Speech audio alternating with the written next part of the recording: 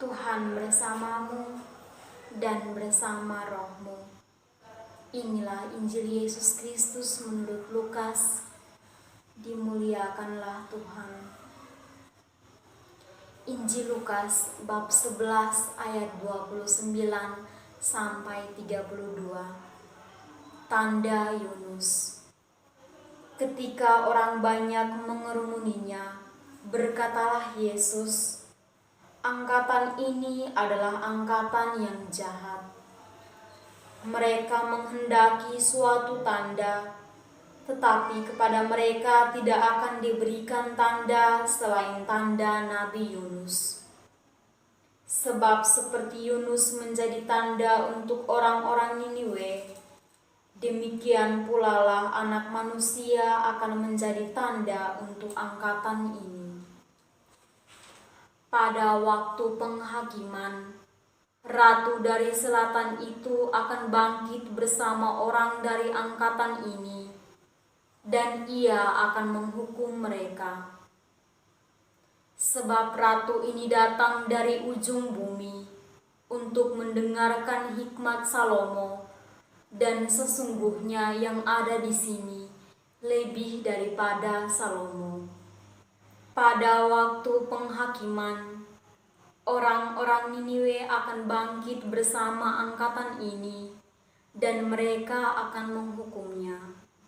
Sebab orang-orang Niniwe itu bertobat waktu mendengarkan pemberitaan Yunus, dan sesungguhnya yang ada di sini lebih daripada Yunus." Demikianlah Injil Tuhan. Terpujilah Kristus.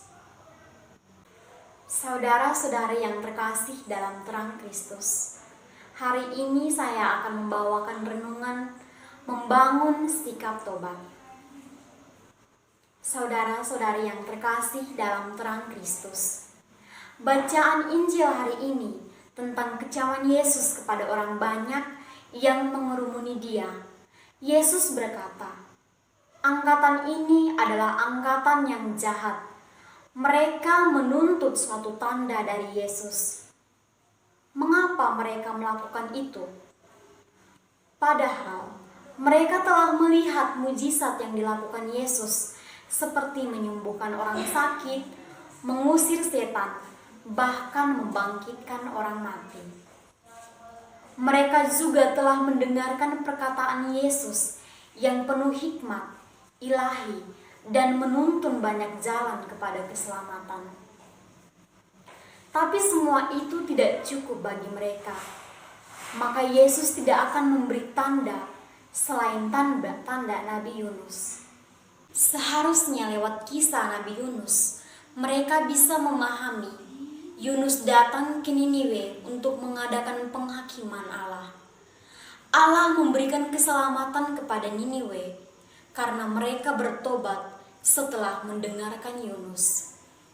Sekarang di hadapan mereka berdiri seorang yang lebih dari Yunus dan Salomo. Jika mereka tidak percaya kepada Yesus, maka pada masa penghakiman kelak, orang asing akan bangkit seperti ratu dari selatan, menghukum mereka dan orang Yahudi. Mengapa justru bangsa asing yang menghukum orang Yahudi? Karena mereka percaya kepada Allah dan bertobat, sedangkan orang Yahudi mengeraskan hati dan tidak mau mengakui Yesus sebagai Mesias. Saudara-saudari yang terkasih dalam terang Kristus, peringatan keras Yesus ini berlaku juga untuk kita saat ini. Karena banyak di antara kita yang kerap kali keras hati, angkuh, merasa diri mampu dan mengabaikan peran Allah. Orang tidak lagi mau mendengarkan kehendak Allah dalam hidupnya. Bagi mereka ini, bila tidak mendengarkan firman Allah dan bertobat, akan dihukum. Sedangkan orang yang bertobat akan hidup dalam iman dan kelak akan mengalami kebersamaan dengan Yesus. Kunci untuk mengalami kesatuan dengan Allah adalah membangun sikap hidup yang baik dan benar, mau meninggalkan sikap yang lama, yang menjauhkan kita dari Tuhan. Misalnya, perilaku kita yang tidak pantas di hadapan Tuhan. Marilah membangun sikap taubat dan benar agar kita semakin dekat dengan Tuhan. Semoga